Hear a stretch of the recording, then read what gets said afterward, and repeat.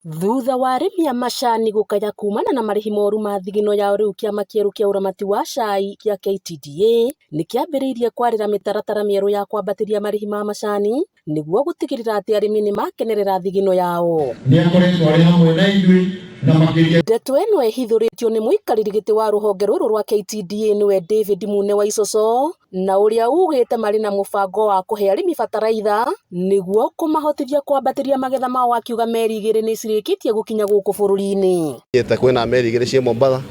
na wiki yũkĩte nĩ tũkũmũtangathĩra tũkĩmwĩra bataraitha gũkorwo ya mbeca cigana. Nĩ twahoete ũteithio gwĩ thirikari itũ tukubu through wa minister na tukahoya bilioni 1 ĩrĩa gũtũma ĩteithie tondũ bataraitha ĩragũrĩtwo ĩrarĩ na mbeca nyingĩ. Koguo wiki ĩno yũkĩte nĩ tũkwanĩrĩra bataraitha kuma ya mbeca cigana nĩgetha arĩmi mahote kwĩbanga na mahote gũthĩra mĩbango yao ya maũndũ marĩa makĩrĩ mbere yao. Ũndũ ũyũ nĩ ũkindĩrĩtwo nĩ mũteteri wa ihoto cia arĩmi a macani nĩ Wairũngũ wa Nyakera, ũrĩa ugĩte ihinda rĩtarĩ kũraya minista wa ũrĩmi nĩ aracarania na ciringi bilioni 1 mbeca iria igũkorwo ikĩhotithia arĩmi kũgũra bataraitha na thogora wa thĩ. Thogora wa bataraitha nĩ ũthiĩte igũrũ mũno nĩ ũndũ wa ũhoro wa logistics na covid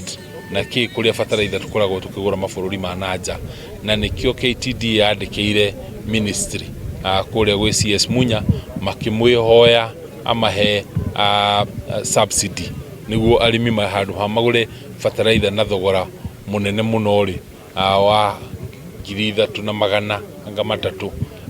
nĩ makĩhoya nĩguo maheo subsidy mahote gũkorwo makĩgũra na bei ya thĩ. Minister tayari nĩ anyitire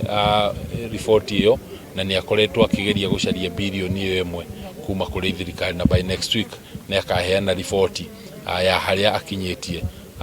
ũhoro ũcio. Oho chairman ũcio wa rũhonge rwa KTDA nĩ agwetete atĩ nĩ magũkorwo makĩhinyĩrĩria arĩmi a macani gũkorwo magĩtukania ũrĩmi ũcio wao na ũrĩmi ũngĩ handũ-inĩ ha Kameme TV kuma mwena wa Kĩgumo gũkũ kaunti